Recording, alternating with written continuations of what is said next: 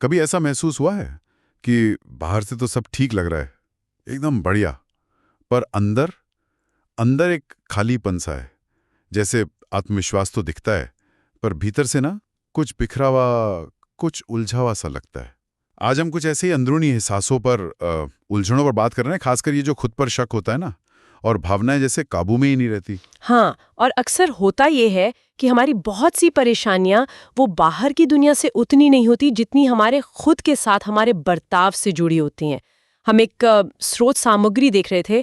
Briana west की एक किताब है, द माउंटेन इज यू, और ये किताब इसी पर बात करती है, सेल्फ सैबोटाज। मतलब हम खुद ही कैसे अपने रास्ते का रोड़ा बन जाते हैं और कैसे भावनात्मक रूप से आगे बढ़ सकते हैं। बिल्कुल, और ये किताब बताती है कि कैसे हम कई बार अनजाने में खुद को ही चोट पहुंचाते रहते हैं। जैसे पुराने दुखद अनुभवों को बार बार जीना, या फिर दूसरों से, वो क्या कहते हैं, हाँ, वैलिडेशन, मतलब दूसरों की हाँ में हाँ या तारीफ पाने के चक्कर में अपनी जो असल ज़रूरतें हैं उन्हें भूल जाते हैं। किताब में एक लाइन है जो सोचने पे मजबूर करती है: your mountain is the block between you and the life you want to live. मतलब आपके और आपकी मनचाही जिंदगी के बीच जो पहाड़ खड़ा है वो आप खुद हैं। हाँ, और ये पहाड़ कोई बाहर की मुश्किल नहीं है। ये हमारे अंदर की बाधाएं हैं, हमारे डर, हमारी कमजोरियां, वो पुरानी आदतें जो हमें पकड़ के रखती हैं। और ये समझना बहुत ज़रूरी है, क्योंकि बाहर की चीज़ें जैसे रिश्ते या कामयाबी, वो अंदर के जख्म तब तक नहीं भर सकती जब तक हम खुद को समझने की कोशिश ना करें। किताब यही कहती है कि असली हीलिंग, असली सुकून अंदर से ही शुरू होता है। तो अगर असली रुकावट हमारे अंदर है, तो फिर हम जो बाहर के हालात बदलने में इतनी मेहनत करते हैं उसका क्या?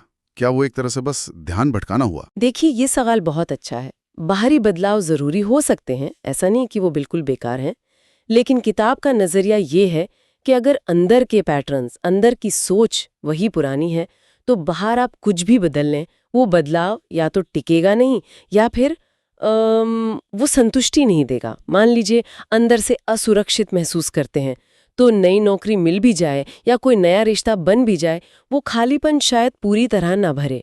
असली ताकत तो अंदरूनी समझ और बदलाव में ही है। अच्छा, तो इस अंदरूनी पहाड़ को समझने के लिए और शायद इससे पार पाने के लिए ये किताब क्या रास्ते बताती है? मतलब क्या खास बातें हैं जिन पर ध्यान देना चाहिए? देखिए, किताब का जो निचोड़ है वो यही है कि असली रुकावट बाहर नहीं, अंदर है। पहली बात, अपनी उन आदतों को पहचानना जो हमें नुकसान पहुंचाती हैं, जिसे सेल्फ सैबोटाज कहते हैं। ये समझना कि आखिर कौन सी सोच या कौन सा व्यवहार है जो हमें बार बार पीछे खींच लेता है। अक्सर वो हम खुद ही होते हैं, अनजाने में।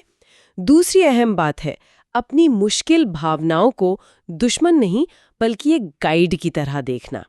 जैसे डर, गुस्सा, उदासी, ये सिर्फ बुरे एहसास नहीं है। ये हमें कुछ बताने की, कुछ सिखाने की कोशिश कर रहे हैं। भावनाओं को गाइड की तरह देखना, ये सुनने में तो बहुत अच्छा लग रहा है, पर असल में कैसे? मतलब जब डर लग रहा हो या गुस्सा आ रहा हो, तब उसे गाइड कैसे समझे? हो सकता है ये आपको बता रहा हो कि आगे कोई चुनौती है जिसके लिए आपको और तैयारी करनी है, या शायद ये इशारा हो कि आप जिस रास्ते पर हैं वो आपके लिए सही नहीं है। गुस्सा गुस्सा शायद ये बता रहा हो कि आपकी कोई सीमा लांघी गई है, या आपकी किसी ज़रूरत को अनदेखा किया जा रहा है। तो उन्हें दबाने या उनसे भागने की बजाय उनसे पूछना कि तुम मुझे क्या सिखाना चाह रही हो, यही है भावनात्मक परिपक्वता की तरफ बढ़ना। मतलब भावनाओं को समझदारी से संभालना सीखना। और हाँ, तीसरा नुक्ता ये है कि दूसरों का ध्यान रखते रखते खुद को पूरी तरह भूल ना जाना। और ये जो पूरी सोच है या अंदर की तरफ देखना, ये किसके लिए सबसे ज्यादा फायदेमंद हो सकता है? क्या ये हर किसी के लिए है, या कुछ खास तरह की मुश्किलों से जूझ रहे लोगों के लिए? वैसे देखा जाए तो ये खुद को समझने की कोशिश तो सभी के लिए फायदेमंद है ना? लेकिन लेखिका खास तौर पर उन लोगों की तरफ इशारा करती हैं जो अक्सर खुद पे बहुत शक करते हैं, या जिन्हें लगता है कि वो इमोशनली कहीं अटक गए हैं, आगे नहीं बढ़ पा रहे हैं। या फिर वो लोग जो नोटिस करते हैं कि जिंदगी में बार बार एक ही तरह की गलतियां दोहरा रहे हैं, एक ही पैटर्न में फंसे हुए हैं। खासकर वो लोग जो दूसरों को खुश रखने में, उनकी ज़रूरतें पूरी करने में इतने खो जाते हैं कि अपनी ही परवाह करना भूल जाते हैं। ये बात तो है। दूसरों को प्राथमिकता देते देते खुद को पीछे छोड़ देना कितना आसान हो जाता है कभी कभी। बिल्कुल। और आखिर में इस पूरी बातचीत का जो सार है वो यही है कि जिंदगी में जो सबसे बड़ा बदलाव आता है, जिसे आजकल ग्लो अप कहते हैं, वो बाहरी सफलता से उतना नहीं आता जितना अंदरूनी सुकून, खुद की कमियों और ताकतों को अपनाने से और खुद के साथ एक अच्छा रिश्ता बनाने से आता है। जैसा कि लेखिका कहती भी है, तुम्हारा सबसे बड़ा ग्लो अप सक्सेस नहीं, हीलिंग होगा। ये खुद को स्वीकार करने और गहराई से समझने की यात्रा का एक बहुत जरूरी हिस्सा है। तो ये वाकई सोचने पर मजबूर करता है।